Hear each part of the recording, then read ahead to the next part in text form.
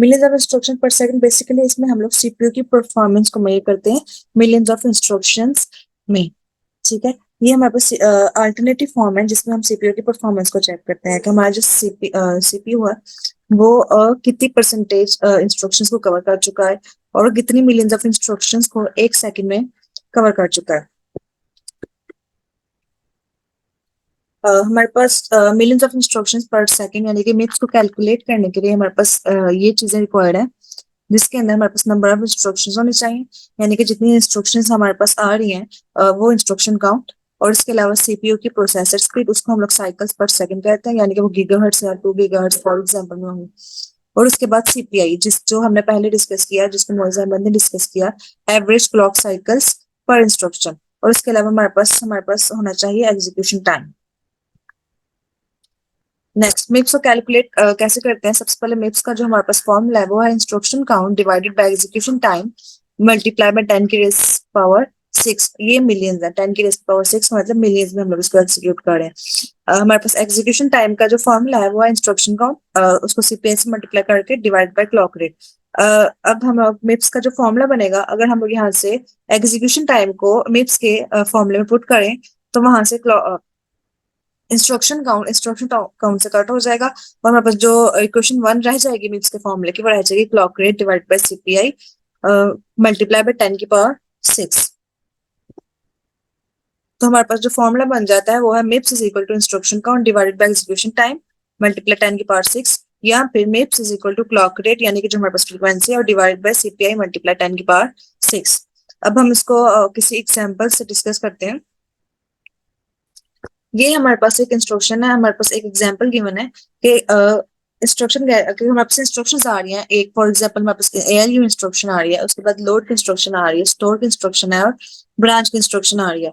अब इनकी percentage of occurrence यानी कि कितने परसेंट की अकर हुआ है, यानी कि एएलयू 2 मशीन है हमारे पास, ए मशीन में ये 38% अकर हुआ है और बी में ये 35%, और लोड में हमारे पास जैसे कि 15 और 30, और स्टोर हमारे पास परसेंटेज ऑफ अकरेंस में 42 और 15 है।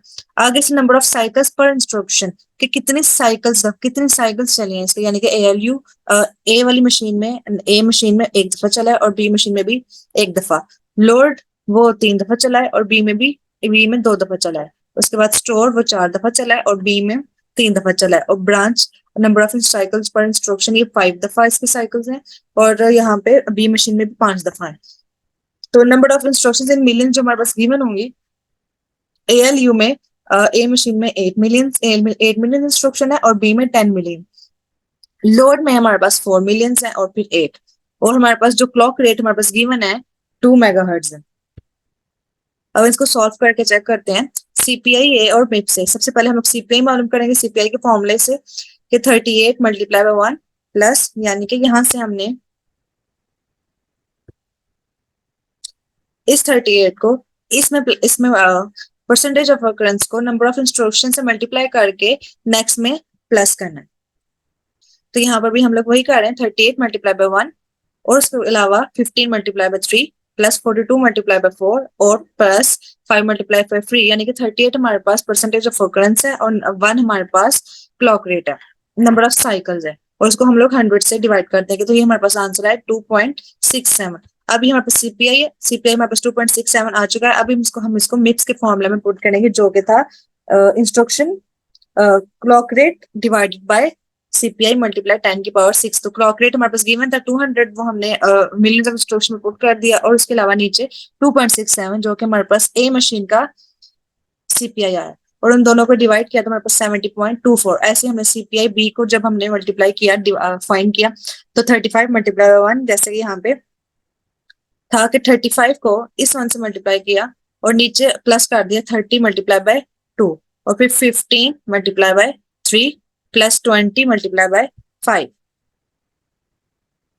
ठीक है, और इसको 100 से डिवाइड करने के बाद हमारे पास आंसर आया सीपीआई बी मशीन का 2.40, और जब हमने इसके अंदर से मिप्स कैलकुलेट किया तो वो हमारे पास आया 83.67।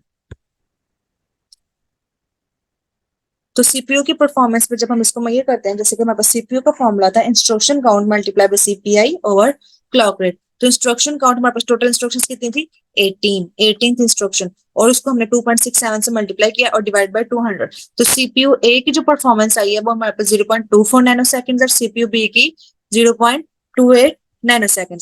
इसका मतलब क्या हुआ कि सीपीयू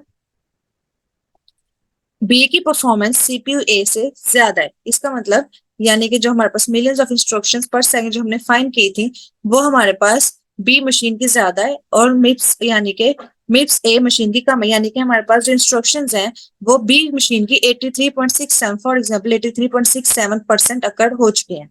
ठीक है, होप सो आपको समझ आ गया। आगे हम सीपीआई और मिप्स की बात करें तो जितना सीपीआई, जैसे हमने पहले बात की कि जितना सीपीआई ज्यादा होगा उतनी हमारी सीपीयू की स्पीड कम होगी, लेकिन इसके बरअक्स जितना हमारा मिप्स ज्यादा होगा हमारी सीपीयू की परफॉर्मेंस भी उतनी अच्छी होगी, यानी कि मिलियंस ऑफ इंस्ट्रक्शन पर सेकंड जितने ज्यादा एग्जीक्यूट हो रहे हैं, इसका मतलब वो हमें बता रहा है कि हमारी सीपीयू की परफॉर्मेंस क्या है, ज्यादा अच्छी है। लेकिन अगर हमारे पास सीपीआई का रेट ज्यादा आ चुका है तो इसका मतलब है कि हमारा जो सीपीयू है वो कम परफॉर्मेंस कर रहा है। Thank you.